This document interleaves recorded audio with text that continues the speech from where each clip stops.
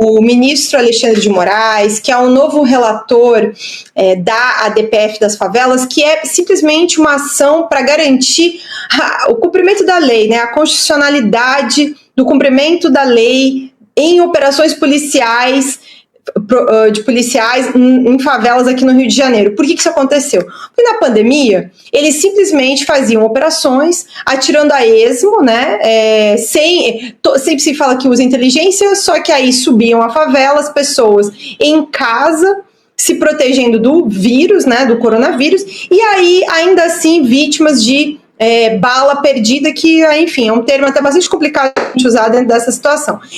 Faz a ADPF. Era do Fachin, o Fachin vai para a presidência do Supremo, ficou com Alexandre de Moraes em função disso.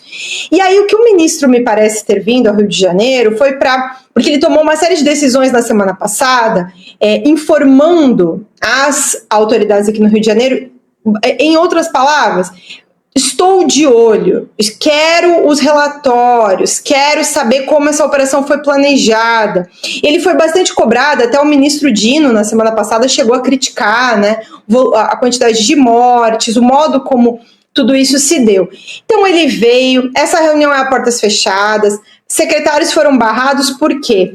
Porque só entrou dentro dessa reunião quem estava na petição que o Alexandre de Moraes informou a decisão dele na semana passada. Foi basicamente esse o critério. Essa reunião aconteceu de manhã no Centro de Comando e Controle do Rio de Janeiro, que fica na Cidade Nova, ali no centro do Rio, do lado da prefeitura. E de lá, ele almoçou com o Cláudio Castro no Palácio Guanabara, depois, agora à tarde, esteve no Tribunal de Justiça, depois no Ministério Público, tá lá na Defensoria agora, o Igor tá lá, mas todo esse trajeto, o ministro entrou e saiu sem falar com a imprensa, ele não tem dado coletivas, não tem dado declarações, então também é tudo muito protocolar, no sentido de acompanhar. Quando acabar a defensoria, ele ainda tem uma agenda na Prefeitura do Rio de Janeiro com o prefeito Eduardo Paes. Pelo que eu soube dentro dessa apuração, ele está muito acompanhando esses primeiros relatórios. Então, o governo do Rio de Janeiro apresentou a documentação dessa operação. A gente não tem grandes polêmicas nesse momento. Ele está meio que informando as autoridades no seguinte: queremos tudo documentado. Agora, histórico do Alexandre de Moraes aqui, vocês conhecem, né? Aliás, vocês estão em São Paulo.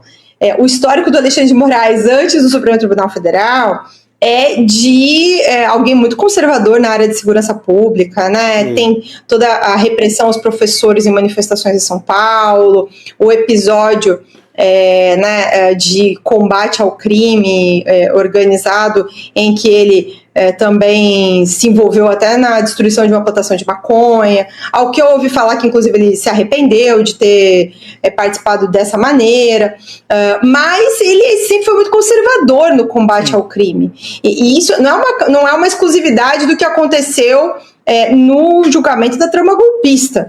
Eu não espero nenhuma posição diferente do Alexandre de Moraes com relação a esse caso. Ele vai cobrar das autoridades os relatórios, mas daqui a achar que ele vai ser crítico à ação da polícia, eu acho bastante difícil. Mas vai cobrar a documentação. E a cada passo que anda nessa história, a gente vai encontrando mais buracos, né, sobre como é que tudo isso realmente foi preparado. E o governo do Rio de Janeiro está selecionando de maneira muito precisa que imagens dessas câmeras corporais colocar para a imprensa, para ir direcionar, né, só para a situação do socorro dos policiais. Eu até agora, não sei vocês, né, eu até agora não vi nenhuma imagem de legítima defesa, no sentido de alguém que morreu, né, em legítima defesa. Eu, sinceramente, ainda até esse momento não vi.